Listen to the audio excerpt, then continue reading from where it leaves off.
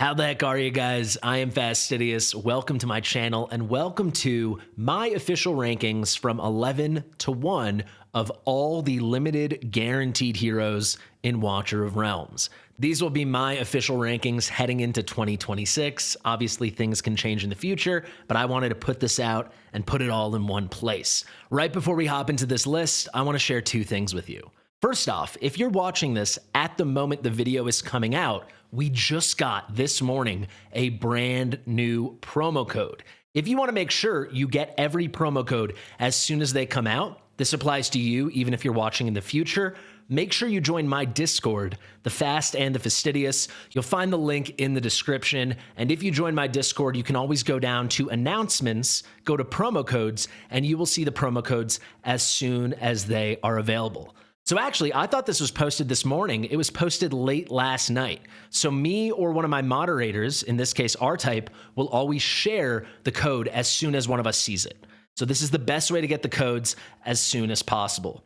So today's code is going to be Adrian25War. To use the code, simply go to your main home screen, the campground screen, click on your avatar, click on settings, click on this button right here that says redeem code, click on the little key icon and simply paste it in. You can type it in yourself, but it will always work if you copy and paste it, then there's no room for error. You can find the codes in the description of my videos always, so this will be in this video's description. Adrian25War.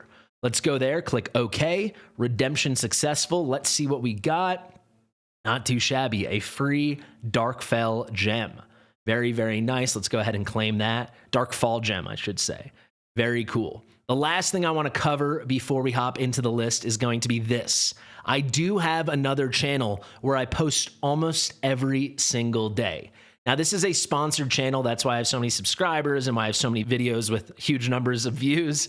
But in general, I post normal, everyday content I choose by myself, and it's really good content, I think. So if you're looking for a new game, Raid Shadow Legends is really fun, and at the very least, check out my channel, because I am posting here all the time. If you haven't played Raid before, or you want to start over, I have a link that you can find on this channel. It's right here. It's like the best new player free champion link ever. You get 4 insane champions, including Deacon Armstrong, right away. But if you scroll through, you'll see I'm posting all the time. I've posted 10 times over the past 2 weeks. I have huge things planned for 2026, so you'll definitely want to check out this channel. And at the very least, if you want to support me, just go ahead and subscribe. It's a great thing to do. Fastidious. Fastidious. All right, let's head into our list right now. Let's get into it. The top 11, well, all 11 limited guaranteed 200 heroes ranked in Watcher of Realms, starting at number 11. Very quickly, if you don't know what I mean by limited exclusive heroes, these are the units that come up on their own raid up banners periodically, and that's the only way you can get them. So when they become available, it's only for a limited time.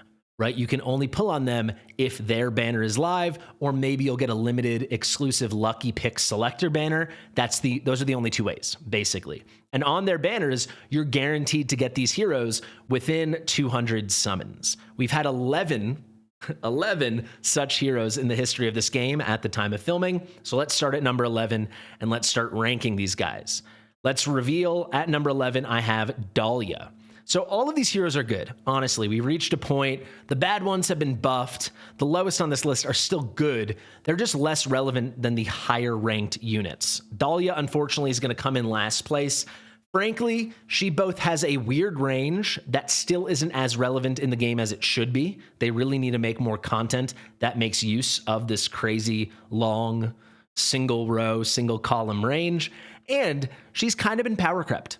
So something a lot of people don't realize is when Dalia came out, she was one of the strongest mages in the game. She deals incredible AoE damage. She has really good uptime on her slows. She has a very unique ability here with her passive Thorn's Embrace. However, this passive is hard to use, and the damage that she puts out, which used to be great, is now just like pretty good. It's not bad, but we've had a bunch of really, really good mages come to the game. I'm thinking of units like Valise, Anora came out after her, and then Anora was buffed. We've had old units like Beatrix buffed. So in the current state of the game, when she's a cultist and esotericist, by the way, that was Dalia's buff. She got a second faction. Can she compete with these other cultist esotericists like Beatrix and Anora? No, she kind of can't. Not until you need this range, and even then, she's just not as strong comparatively to the other mages in this game as she used to be. So for that reason, Dalia is going to be last place on our list. Again, she's not bad, but she's not particularly relevant in the game right now. At number 10, here we've got Falsia.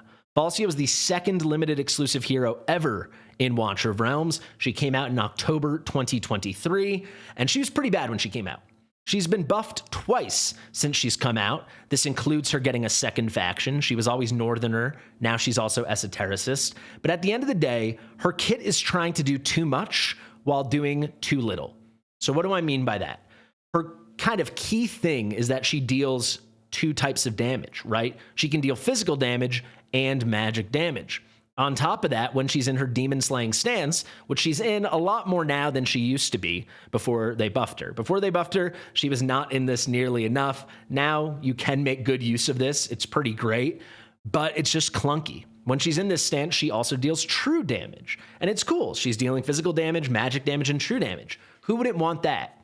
To be honest, most of us. It's really good for progression when you just need a good single target DPS, but as you get deeper into the game, there are better single target melee DPS options, so she's not going to shine in that way. And frankly, there's no content in this game where you want both kinds of damage. It's really just not a thing. And the true damage isn't significant enough for her to shine anywhere else. The one place I'd say she's really good is in Apocalypse 2 or Apocalypse 1. She's a very good Semra hero, especially with these two factions, which are quite relevant for Guild Boss 2.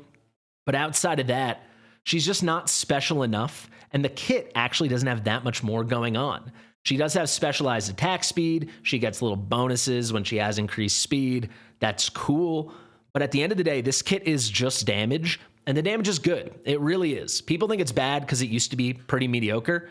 It's definitely good, but it's not amazing. You know, compared to some of the other units we're going to hear about on this list, some of the other fighters, it's just not really a comparison. So she's something. She's not bad. She's actually pretty good, but she's more of a progression unit than someone you're going to value later in the game, at least at the time of filming this. I will say when you get her A1, her ultimate starts inflicting damage reduction, a very long damage reduction lasting 15 seconds, reducing damage by 30%. That is cool, but even then, this is like weaker than the way Numera does it, right? There's just a lot of things she does that just aren't as good, if I'm being honest. So she's cool. If she has a banner, you should at least pull for her because she's guaranteed. She could become more relevant if ever we need 3 kinds of damage in one unit, but right now, need it, we do not. All right, on to number 9. Let's reveal this is going to be Lust. So Lust at one point was so coveted because when Semra came out, she was the best Semra DPS in the game. Granted, you needed her A5, which is kind of crazy, but she was really, really strong. And she's a great enabler of the Nightmare faction. She has this really cool effect over here that she will gain a damage increase when she deals damage to her own allies. Her basic attacks have a small chance to deal damage to allies. Additionally, on top of the damage boost she gives herself, she's going to give a good chunk of rage to those allies. This still remains pretty strong and pretty unique, but frankly, her DPS is not good enough. She is not the damage dealer she needs to be to remain relevant. Now, I do think one day Lust will be buffed. If I was the developer, I would buff her in anticipation of this coming Valentine's Day. She just is such a cool hero. She's many people's favorite or one of them. She's one of the units that drew people into the game. She has a very cool skin. Let's be honest, a pretty sexy skin over here, albeit a little blasphemous, maybe a little scandalous. But she's a unit that deserves more love. She was kind of one of the big advertisement units of all time in this game. Her ads were everywhere back in the day, and you can kind of see why. But right now, she's just a pretty good DPS with cool utility and enabling of her faction. That's not enough. You'll see we have 2 other Nightmare fighters on this list. You can probably guess who they are. Who, I mean, obviously you know who they are because you know who the limited heroes are. Maybe you don't. well, good thing you're watching this video, but she just pales in comparison. She really does. So she's going to come in at number 9. Now, number 8 might shock some of you. This is going to be Lady Mina. So I did a similar list a couple weeks ago, and I rated Lady Mina last, but that was before they buffed her. Now, at the time of filming, to be fair, her buff is not live on the global server, but it is live on the Forerunner. I have tested it, and it is good. Isn't it amazing? That's to be seen. It will depend on content, but she is so much more usable. She is so much more viable, and her unique abilities are so much more relevant now. No longer will she deal single target damage from her basics. She's going to hit 3 units as a baseline. That is huge. No longer will she deal magic damage. She's going to deal physical damage. Her ultimate's going to last 2 more seconds. There's a lot of huge buffs coming in. They've improved her exclusive artifact. So she just fits in a lot better when she's not ulting. When she's not ulting, she's a much, much better support, utility, spammer style unit. Think of someone like a Mari, someone like an Aeon, something like that. She's way better now. And when she's ulting, she's also better because it's going to last 2 seconds longer. And the huge benefit she's giving the ally on the field with the highest attack will also last 2 seconds longer.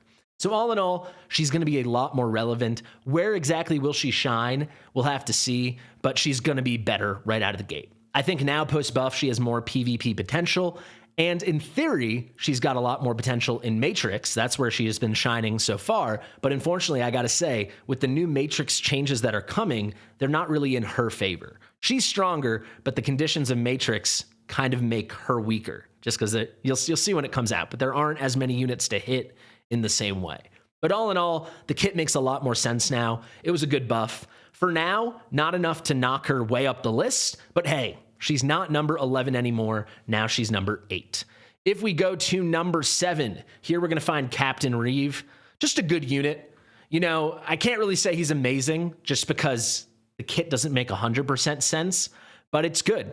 I mean, he puts out a lot of crowd control. He's giving constant slows to anyone nearby. If you get him A1, he's landing a ton of stuns. This is all really, really good. He actually can deal quite good AoE magic damage. However, it's the clunkiness of his kit that holds him back. He is a tank that can deal really good damage, but his damage is based off of attack. And his tank stats are good, but you can't lean as heavily into those tank stats as you might like because you have to build him with attack if you want him to deal damage. And if you don't want him to deal damage, yeah, it can still work in some content, but all in all, it's like, that's kind of what makes him special. It's the crowd control, the fact that he's a tank, and the fact that he has good damage. So very often you have to choose one or the other. Am I building him as basically a glorified fighter and just a melee DPS, or am I building him as a crowd controlling tank?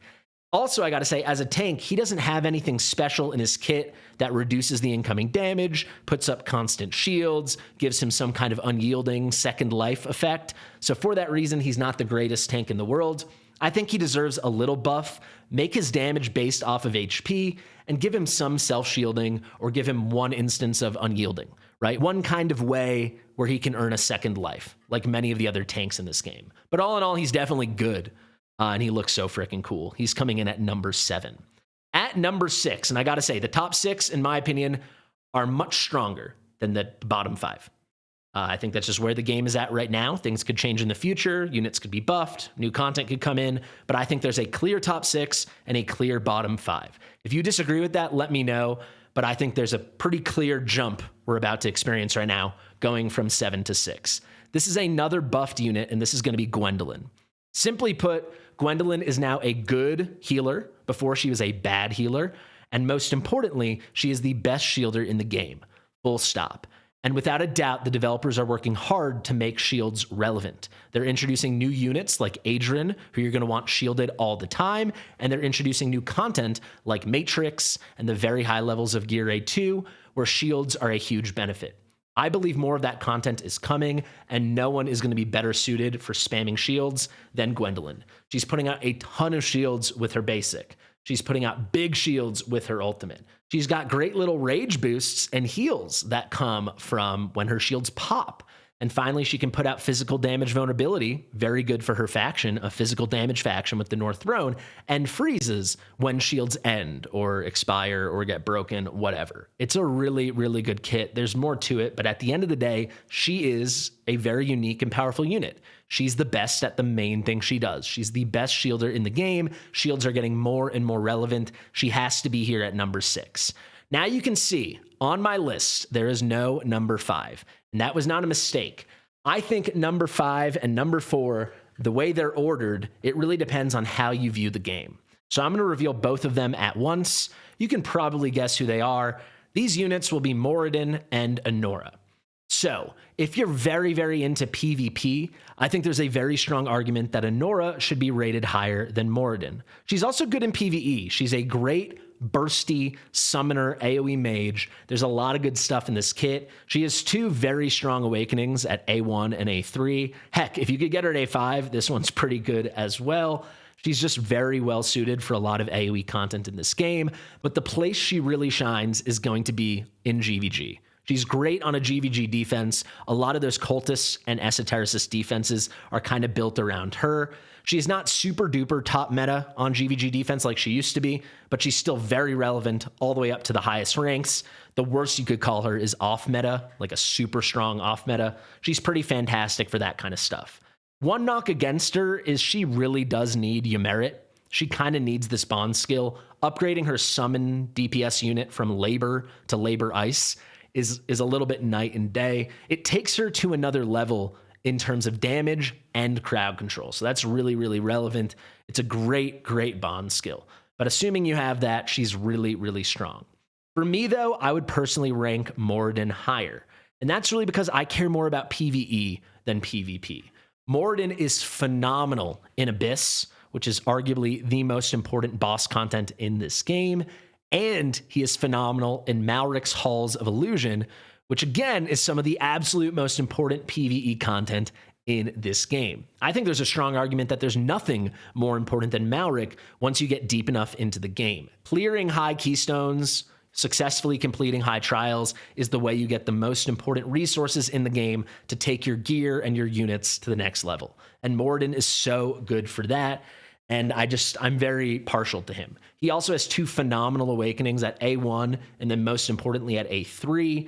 At A3, he's giving constant support functionality and utility because he's getting like a mini charging state even when he's not in a charging state. If that doesn't make sense to you, go watch my Moridan guide. It's one of the more complicated kits in the game, but once you understand it, it's worth it because then you really understand this character. But I just love him. He also gets quite a good bond skill from Valara, and more importantly, he gives a phenomenal bond skill to Valara. And Valara, it definitely can be argued, is the strongest PvP unit in this game, and for her to really shine in Arena, you need Moridan. Because yes, during the ultimate, if there are no enemy units in range, she's going to get 8% rage every 2 seconds. That's cool. But in Arena, man, reducing that initial deployment by 5 cost, bringing her from 17 cost to 12, that's everything. The difference between a bonded Valara and a normal Valara in a fairly equal arena match is the difference between winning and losing. So for those reasons, I am partial to Moridan, but I think a lot of people would lean Anora. Now at number 3, I think this top 3 really cannot be disputed. If you want to try, you can talk to me in the comments. I do think, though, number 2 and number 3 people will argue with me about. But at number 3, I've got Kigiri. I'm not going to break down Kigiri's kit. It's very complicated. Go watch some of my guides. I've got a lot of content on him. And actually, I have new content coming out on him very soon. But he's just crazy. To be fair, he needs awakenings. Without awakenings, he's a pretty good fighter with a very good dispel and a really cool parry mechanic. Once you get him A3 or higher, he becomes the best single target boss DPS in the game on top of all that other stuff. So he really does need A3 for him to function as the Kigiri you see in videos or you hear people talking about on Discord, but it is so, so worth it. He is an absolute menace. He's also in 2 essential factions, Watcher and Nightmare. Watcher is arguably the strongest faction in this game, and Nightmare is, I'd say, at least a top 5 faction. It's just really relevant. It depends on the content. But because of that, because the kit has a ton of utility, and as I said, once you get him A3 or higher, the damage is just off the charts. He has to be in the top 3. Now at number 2, I think you guys can guess who it's going to be. This is who people might fight me on. I am putting Sun Wukong. So a lot of people might think, how are you putting Sun Wukong above Kigiri when Kigiri does more damage than Sun Wukong? To that I say a couple things. First off, it really depends on the content.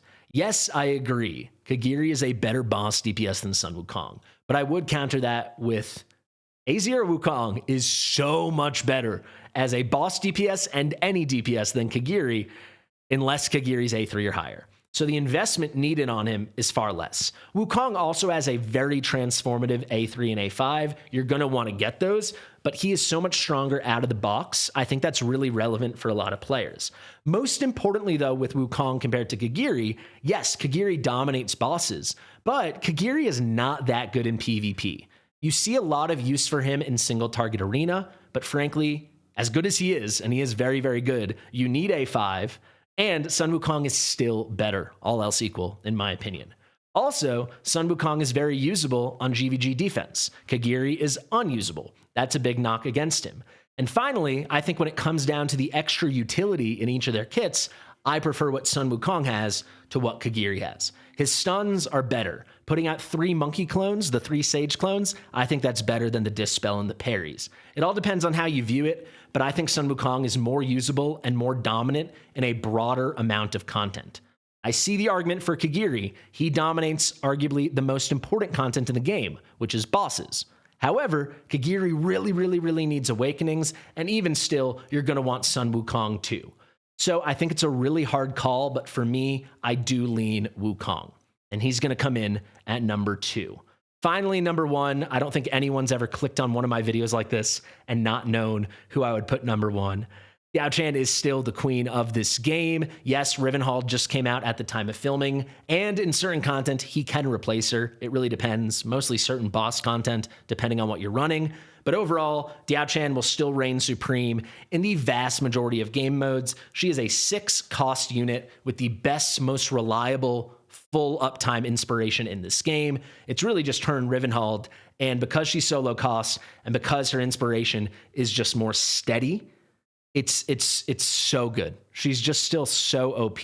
Also, for progression, her form switching is incredible. Putting her in the white mode, getting the damage reductions is so good.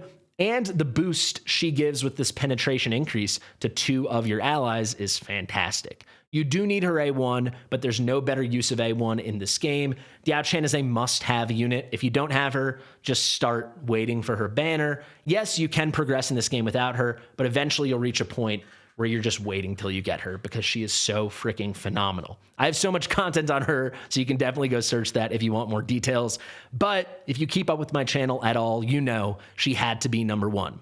Also, if you want to make sure you're keeping up with my channel and you're not yet subscribed, please do subscribe to the channel. It is such an easy and fantastic way to help me out. It's 100% free. And if you made it to the end of this video, it's not a short video, you probably liked what you were watching. And there's a lot more videos like this coming out every single day. So please subscribe, and thank you so much for watching. This is going to be my official limited rankings for the exclusive guaranteed heroes in this game heading into 2026. Thank you to R-Type for editing this video. Share it with your mother, guys, and I'll see you real soon. Bye.